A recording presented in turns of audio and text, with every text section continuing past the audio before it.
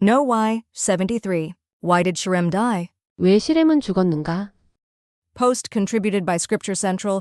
또 당신은 이 백성을 많이 이끌어내어 그들로 하나님의 바른 길을 굽게 하고 바른 길인 모세의 율법을 지키지 않게 하고 모세의 율법을 바꾸어 당신이 말하기를 지금으로부터 수백 년 후에 오리라 하는 자를 경배하게 하였으니 이제 보라 나 시렘은 이것이 하나님을 모독하는 일임을 당신에게 선언하노라.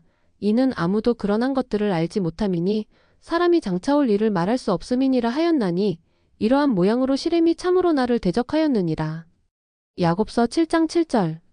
더노. 야곱의 기록은 시렘이라 불리는 한 악한 사람과의 야곱서 7장 23절 대면으로 끝맺습니다.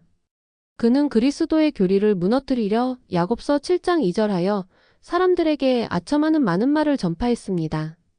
시렘은 선지자가 예수 그리스도의 메시아로의 오심을 예견할 수 있다는 것을 부인했습니다. 야곱이 하나님의 아들의 오심을 간증하자 시렘은 이렇게 비난했습니다. 그대는 많은 이 백성을 잘못 인도하여 하나님의 올바른 길을 왜곡하고 모세의 율법을 지키지 아니하며 모세의 율법을 수백 년 후에 올 것이라고 그대가 말하는 한 존재를 예배하는 것으로 바꾸었다. 이제 보라 나 시렘은 이것이 신성모독이라고 선언하노라. 아무도 이런 일을 알 수 없나니 이는 장차 있을 일을 말할 수 없기 때문이니라. 야곱서 7장 7절. 존 W. 웰치는 이 사건 전체 시렘의 고소 야곱의 변론, 두 사람 모두가 사용한 어휘, 그리고 최종 결과를 면밀히 분석한 후 이것이 고대 이스라엘의 사법 제도와 긴밀하게 연결되어 있다고 결론지었습니다. 웰치는 이렇게 썼습니다. 시렘의 고소는 실제로 법정 절차로 이어지지는 않았습니다. 재판이 열리지도 장로들이 모여 판결을 내리지도 증인들이 소환되지도 않았습니다. 그러나 그의 고소는 법적으로 근거가 있었습니다.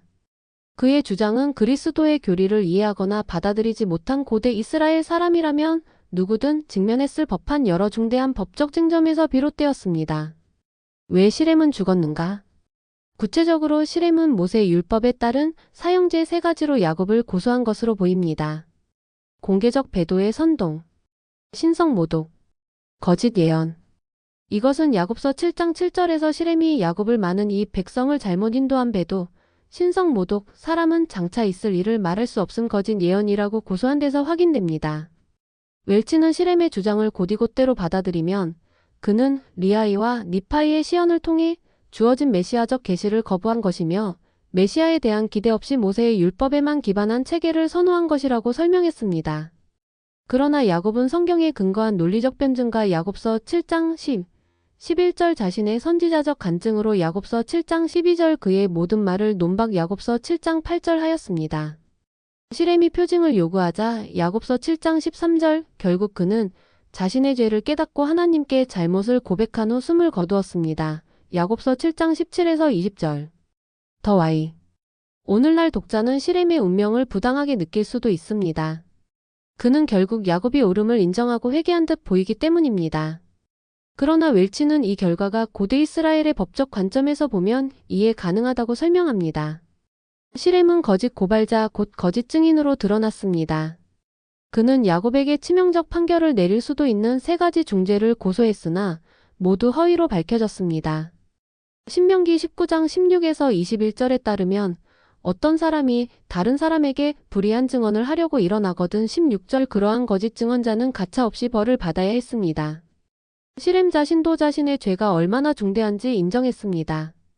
그는 하나님께 거짓말한 용서받지 못할 죄를 범했을지 모른다고 두려워하며 야곱서 7장 19절 자신의 경우가 참으로 두려울 것이라고 말했습니다.